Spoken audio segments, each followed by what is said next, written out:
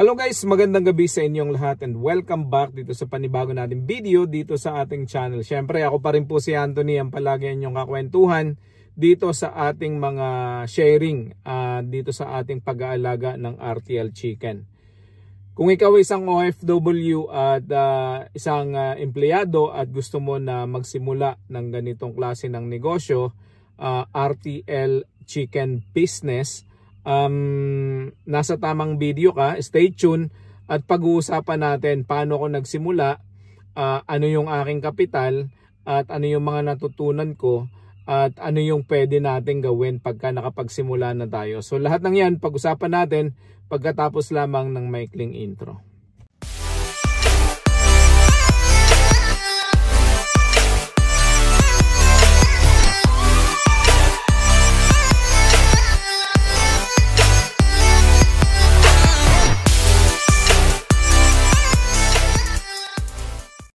Okay guys, yan, welcome back at maraming salamat. Kung ikaw ay bago sa channel na ito ay welcome sa ating kwentuhan. At kung ikaw naman ay gusto mo ang ganitong klase ng video ay stay tuned lang, dire-diretso panoorin mo to. At sa huli ng video na to ay iisa-isahin ko yung mga natutunan ko na hopefully yung mga mistakes na may natutunan ako na hindi na sana maranasan pa ng katulad ko na nagsisimula na sa ganitong klase ng negosyo, no? So ikikwento ko lang guys, no, paano ko nagsimula dito, no? Bakit nga ba tayo nagsimula ng RTL business at bakit tinuloy-tuloy natin? So unang-una, nagsimula ako sa RTL Chicken by chance. Hindi ito planado, hindi ko pinlano na right there and then ay pinag-isipan ko na ito yung gagawin ko. Hindi. Actually, ang una naming business is piggery, no? Yung pagbababoy.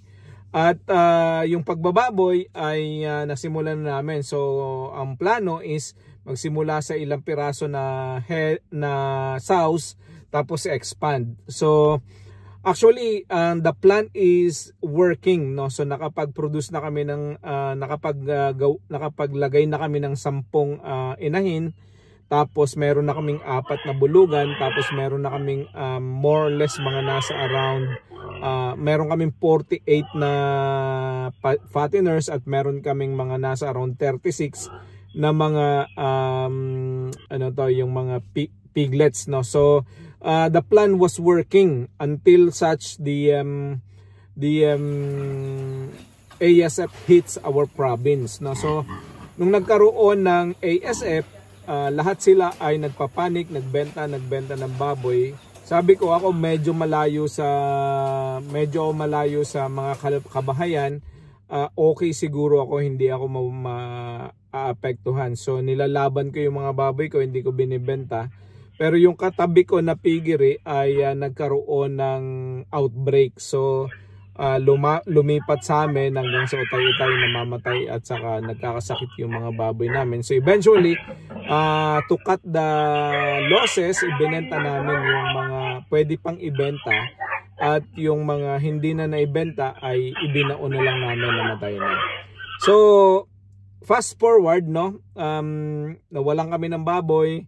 2 months kami halos na walang income sa piggery, bagong patayo lang ang piggery. Tapos yung tao ko ay nakita ko na parang nalulungkot, walang ginagawa, tamlayin, tapos yung dating ayos yung pag-aalaga, active siya araw-araw sa pag-aalaga ng baboy. Ngayon parang mag-isa lang siya doon, pagkakalis ng mga anak niya papunta ng pagpasok, pag-alis ng asawa niya pagpasok, mag-isa lang siya. Nakikita ko sa CCTV parang nalulungkot siya. At saka parang naisip ko, kawawa naman dahil walang hanap buhay. So sabi ko sa kanya, bakit hindi tayo mag-alaga ng RTL Chicken, no? Yung paitloging manok. Kasi nakapanood ako ng mga videos online na mukha naman siyang profitable, no? At mukhang may kita, no? So sabi ko initially magsisimula kami ng 200 heads, no? So guys, ito yung isa sa mga deciding factors, no, kung kayo ay magsisimula ng negosyo. So alin ba gaano karami yung inyong sisimulan, 200 o 500? So basically ang aking ginawa is kinailangan kong i-compute, no, kung magkano. So nag-research ako kung ano yung mga dapat kong i-prepare. Nag-research ako kung magkano yung manok, magkano yung magagastos ko sa isang cycle, no, pag sinimula namin yung ating 200 heads na initial na plano.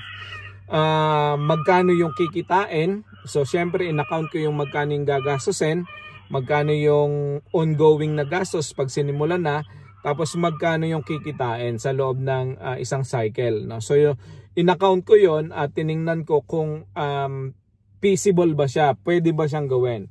So unang-una guys, pag magko-compute kayo, syempre meron kayong kukuhanin nyo yung gastos nyo monthly. Tapos dun sa gastos nyo monthly may matitira ba? Kapag may natitira na tubo, yung gross profit ninyo, at the end of the cycle, kaya bang kitain yung initial capital investment mo? Yung binili mo ng manok, pinagpagawa mo ng battery cages, at saka yung iyong pinagpagawa ng housing. Luckily kami, hindi na namin kinailangan magpagawa sa unang batch namin at patatlong batch. Hindi na kailangan magpagawa ng poultry kasi meron na kaming piggery.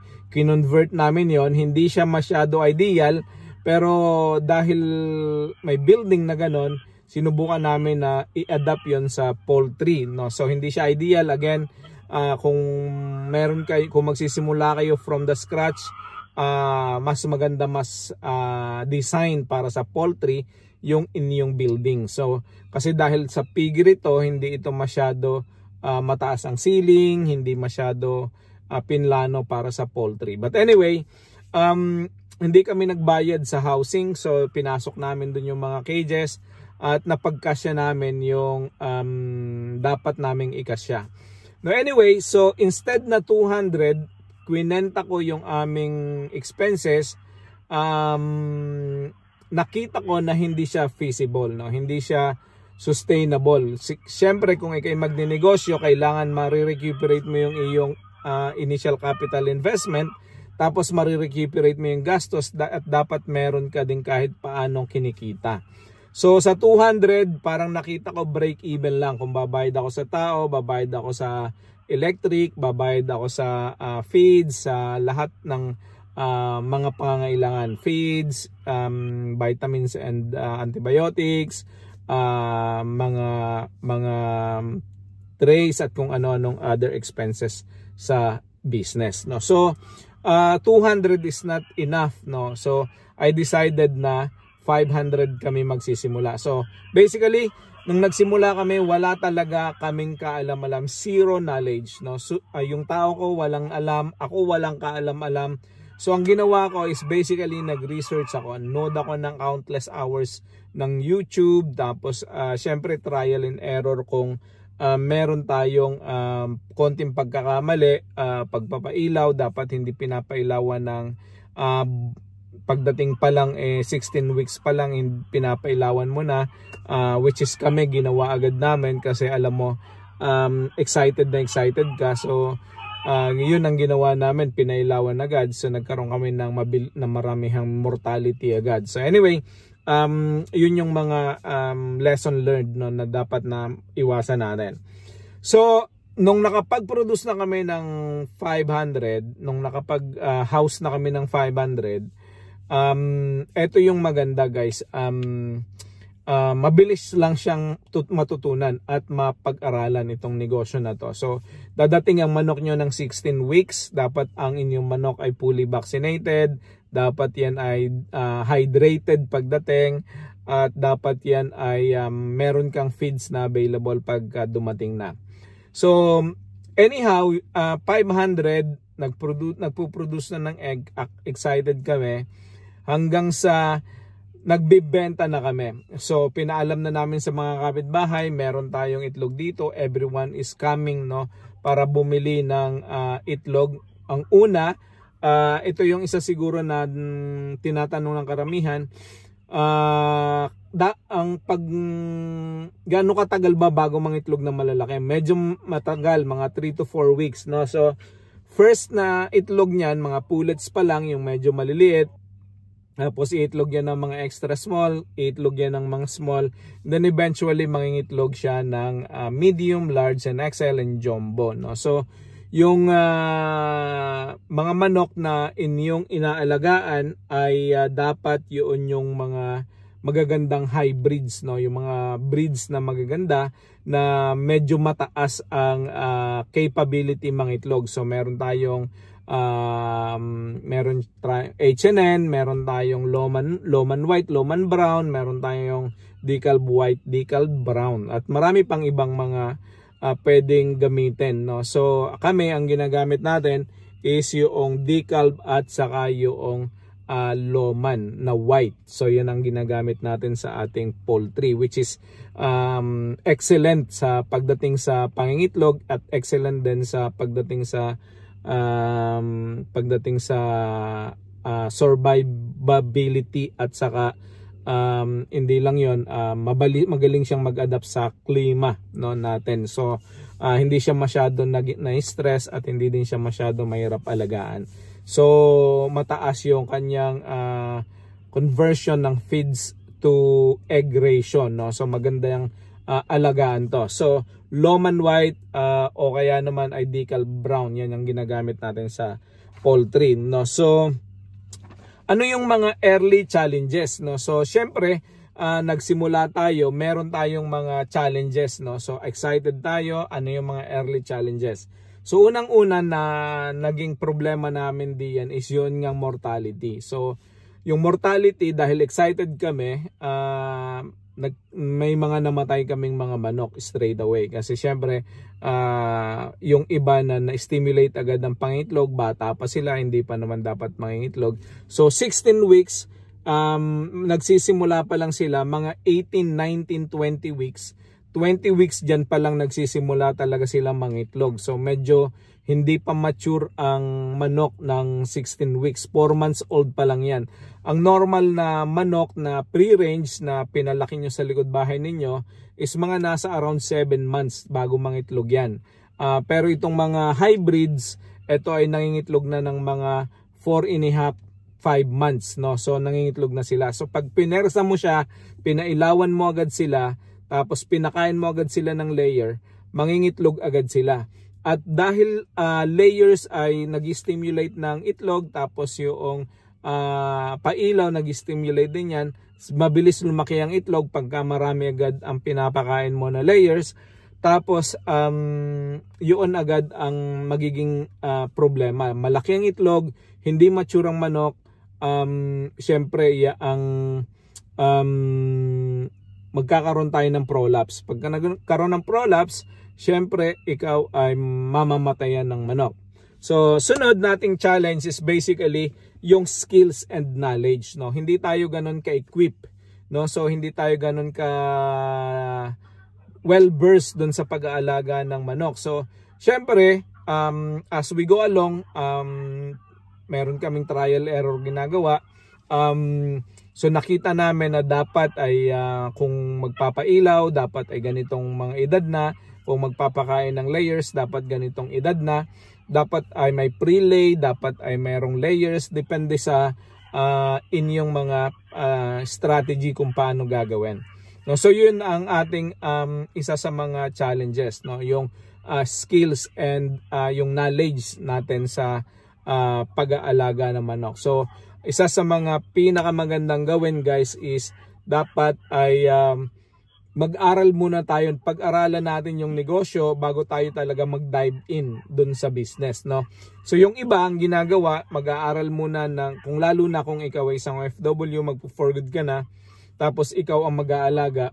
So pwede mong gawin na ikaw mismo mag-alaga ng 200 heads, 100 heads, para nang sa ganon, practice mo muna, makapag-trial and error ka kung paano yung iyong gagawing diskarte. Kapag ka natutunan mo na, first 2 months, 3 months, 4 months, pwede ka na mag-expand. No? Pwede ka magdagdag ng another 200 o another 300 para 500 na yung iyong population, and then another 3 months, pwede ka magdagdag another 500.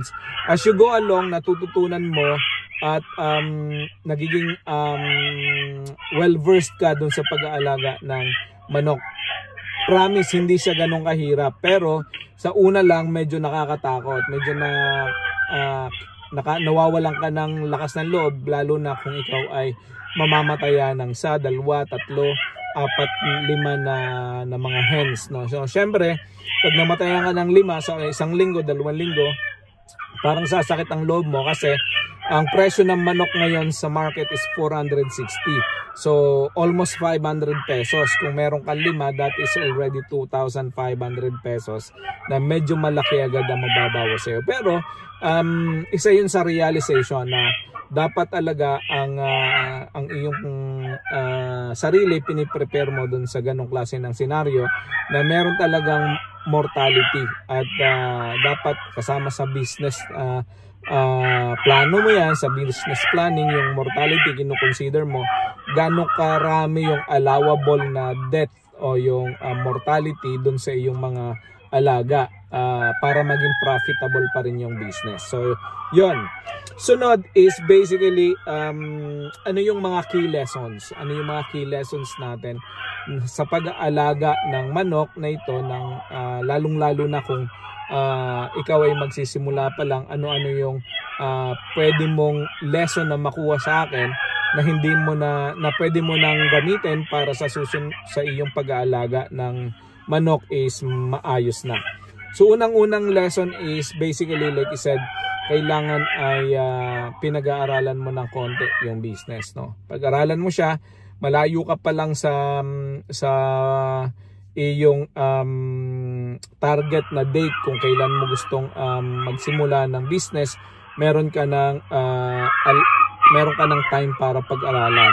Manood ka ng mga videos sa YouTube, bumili ka ng aking ebook. May ginawa akong ebook ng mula sa simula, yung ultimate guide, no, ultimate beginner's guide, mula sa simula hanggang sa katapusan, no. 45 pages ng ebook 'yon na pwede mong pag-aralan. Ipiniprepare ka na ng ebook na to dun sa iyong journey ng pag-aalaga ng manok. Pwede kang magbasa ng napakarami mga vlogs na nilalagay sa internet, marami mga internet vlogs, at pwede kang manood ng mga vlogs, no, ng mga nauna na sa atin na mga YouTubers, at meron din akong maraming mga tutorials, marami akong mga videos na in-upload na pwede ding panoorin, at para sa ganon kahit paano medyo napiprepare mo na yung sarili mo.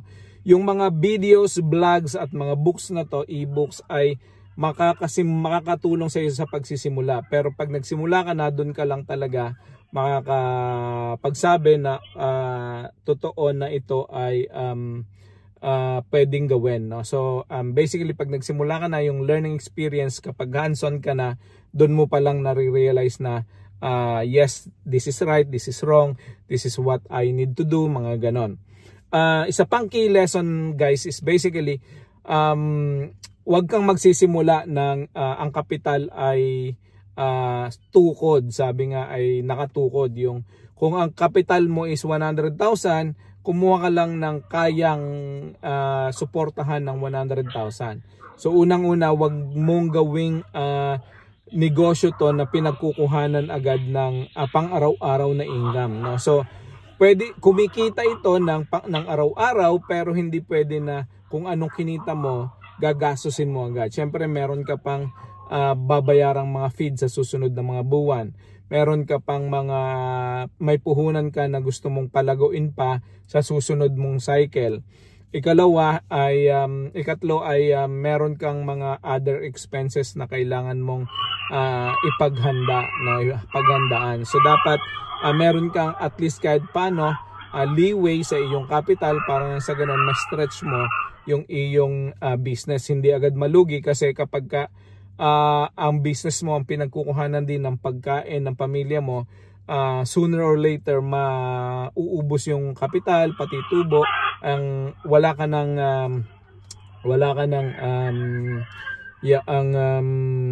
pang gagamitin para ma-extend.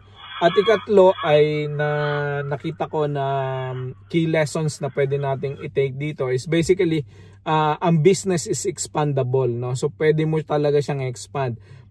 Ma-addict ka sa negosyo. Actually, pag nakita mo na ang business ay nag-grow at maraming bumibili ng ng itlog, tapos kulang ang supply mo, ang tendency mo mag-expand. So kahit na ikaw ay ang initial capital mo is 100,000, yung iyong tinutubo, wag mong gastusin kasi pwede mo siyang i-reinvest sa susunod na mga buwan. Kung magkano yung naipon mo sa benta mo, hindi mo ginastos, ang kinukuha mo lang gastos is yung gastos mo sa monthly expenses katulad ng feeds, electric, at saka vitamins, antibiotics, etc.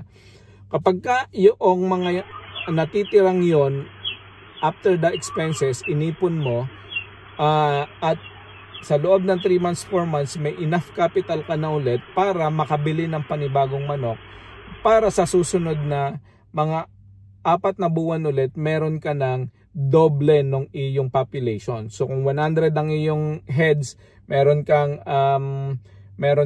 another 100, 200 na yung iyong magpo-produce ng itlog, no? Kapag nakalampas na ulit yung 4 na buwan, yung kinita ng dalawang ito, pwede mo na uling reinvest sa susunod na mga manok na gusto mong alagaan. So expandable siya at very calculated ang risk, guys. Ito yung isa sa mga key lessons na natutunan ko pa rin, pang-apat ito. Very low risk siya, no? Manageable ang risk. Siyempre, ang mga manok, kung ito ay vaccinated na, fully vaccinated, malakas ito sa panlaban nila sa mga diseases, no? Hindi basta-basta nagkakaroon ng outbreak, hindi agad namamatay, no? Depende na lang kung talagang binagyo ka at saka nasira ang poultry mo dahil nabasa, binaha at kung ano-ano. So pero kung normal lang, hindi ka masyado magkakaroon ng issue when it comes to mortality, no? So kung hindi maayos yung management at kung hindi maayos yung pakain, painom at saka pagbibigay ng antibiotics at multivitamins, doon ka lang magkakaproblema. Pero kamo yung magkakaroon ng peste at kung ano-ano, hindi masyado yan problema kasi ang mga manok natin is fully vaccinated, na ihanda na yan para dito sa ganitong klase ng environment at saka ng ganitong klase ng pagpapalaki sa kanila. So especially yung mga breed na hybrid, no, yung mga hybrid na mga manok na design para sa cages, no, para sa free range, para sa cage free na mga paraan, no, deep sake na paraan ng pag-aalaga ng manok. So guys, ito yung ating mga experience na pwede nating ibinahagi dito sa ating video na to. So ang pinakamaganda dito, guys, is unang-una, start small, no? Ang pinakamaganda, guys, is magsimula ka. Wag mong planuhin ng planuhin kasi kapag nagplano ka lang na nagplano, hindi ka nagsimula, walang mangyayari, no? Kapag hindi mo siya talaga matututunan at hindi mo mararamdaman kung may benefits at reward ba yung iyong ginagawa. Lahat ng negosyo sinisimulan agad yan, no? Kung may plano ka, simulan mo. Pero pwede kang magsimula ng kung risk taker ka, pwedeng malaki ang numbers na pwede mong pagsimulan. Kung ikaw ay calculated ang risk at gusto mo ay sigurado, pag-aralan mo muna, pwede kang mag-start small, no? So ikalawa at pinaka-importante is everyday dapat natututo ka. Ano yung iyong mga experience na nararanasan mo everyday. At kung itong experience na to ay maganda, ituloy-tuloy mo lang. At kung pangit, syempre dapat matuto ka. Learn from your experience every day. Learn from the experience of other every day. Learn from the books and wag tayong magsawa na mag-aral pagka nandito tayo sa ganitong klase ng negosyo. Pag-aralan natin paano palakihin at paitlogin ng mga manok, paano natin gagawin yung ating marketing strategy, kasi yung maayos na pagpaalaga at pagpuproduce ng eggs, hand in hand yan sa pagbibenta at marketing ng ating mga manok, mga itlog. So kung marami man tayong mga maayos yung production natin, hindi naman tayo marunong mag-market, that is one of the biggest issue. Yan ang pinakang nagiging reason kung bakit maraming mga RTL backyard racers, business owners ang nalulugi dahil hindi sila marunong mag-market. So guys, learn every day. Learn your flocks, learn how to manage them, learn how to market them, learn how to price them, and learn how to distribute them. So yun ang pinakang importante nating dapat gawin. So yun lang guys. Maraming salamat kung ikaw ay nakarating sa video na to, sa dulo ng video na to. Ay thank you so much, no. And kung sa tingin mo may napulot ka na kahit konting karunungan dito sa video na to, ay pakiclick mo yung ating like button at baka pwede ka na ring mag-subscribe sa ating channel kung okay lang. Maraming salamat, God bless, and see you all sa susunod nating video. Bye-bye!